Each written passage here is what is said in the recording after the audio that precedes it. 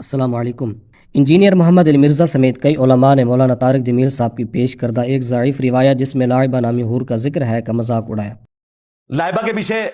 لگا کے رکھا ہے تو لائبہ تے کوئی نہیں لبھی جائے، لوبا نکلی تو وہ بھی جیڑی نکلی وہ بھی کوئی نہیں نکلی۔ ساحل ادیم نے اپنی ایک حالیہ پوڈ کاسٹ میں کہا کہ لائبہ حور کی جو خصوصیات بیان کی گئی ہیں وہ تمام خصوصیات جنت کی کسی بھی حور پر صادق آ سکتی ہیں، اور انہوں نے سائنٹیفکلی ثابت کیا کہ جو خصوصیات مولانا طارق جمیل صاحب نے بیان کی ان کا اظہار ممکن ہے۔ مثال کے طور پر حور کو دیکھ کر کسی انسان کا مر جانا یا دنیا داری سے بے رغبتی اختیار کر کے دین پر قائم رہنا وغیرہ۔ آپ کو پاکستانیوں کا مسئلہ اور لائبہ کو دیکھ کے بندے کیوں مر جائیں گے؟ میں اگر آپ کو خالی اس پوڈ کاسٹ کے اندر صرف آپ کی ڈوپ سائیکلز اور سیروٹونن سائیکلز یہ دونوں آپس میں بائی دا وے کپل کر کے موو کرتی ہیں، آپ کے سینٹر ڈائلیشن کی خالی پروپیسٹی پروکلیوٹیز اور کوشنٹس بتا دو نا ڈفرینشیل دی، تو آپ کو پتہ چلے گا کہ ادھر کیا ڈیمانڈ ہونی ہے ریسیپٹرز کی، ڈوپامین کی اور سیروٹونن کی کیا نہیں ہے، اور آپ کے یہاں کے ریسیپٹرز کی اوور آل تھریش ہولڈ کیپیسٹی کیا ہے۔ ناظرین، آپ گوگل کر کے دیکھ سکتے ہیں کہ جب ہم کسی خوبصورت چیز یا شخص کو دیکھتے ہیں تو ہمارے دماغ میں کچھ کیمیکلز ریلیز ہوتے ہیں جیسے سیروٹونن، آکسیٹوسن، ڈوپامین وغیرہ۔ اب دوسرا یہ گوگل کریں کہ کیا ان کیمیکلز کے ریلیز ہونے سے کسی شخص کی موت واقع ہو سکتی ہے، تو گوگل آپ کو جواب دے گا جی ہاں، ان کیمیکلز کے زیادہ مقدار میں ریلیز ہونے سے موت واقع ہو سکتی ہے۔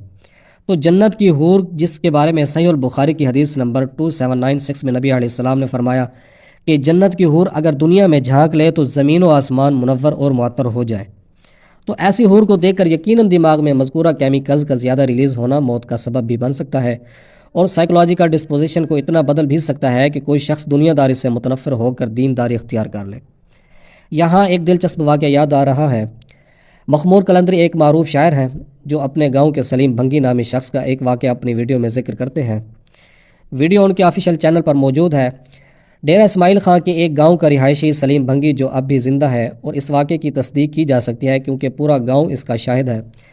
کہ سلیم بھنگی نے گزشتہ 20 سالوں سے اپنی زبان سے ایک لفظ بھی نہیں نکالا، اور اس کی وجہ یہ ہے کہ 20 سال پہلے اس کی محبوبہ نے اسے کہا تھا کہ میرے ساتھ بات مت کرنا۔ تو ناظرین، ہماری گفتگو کا خلاصہ یہ ہے کہ کسی خوبصورت چیز یا شخص کو دیکھ کر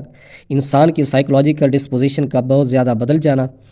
یا مخصوص کیمیکلز جیسے سیروٹونن، آکسیٹوسن، ڈوپامین وغیرہ کی ضرورت سے زیادہ ریلیز ہونے کے نتیجے میں موت واقع ہو جانا سائنسی حقیقت ہے۔ لہٰذا علامہ ابن قیم الجوزی کی کتاب الحادی الارواح کی ضعیف سند کی روایت میں جس میں لائبہ نامی حور کا ذکر ہے، اس کا مذاق اڑانا اور اس کو ناقابل یقین تصور کرنا سراسر جہالت ہے۔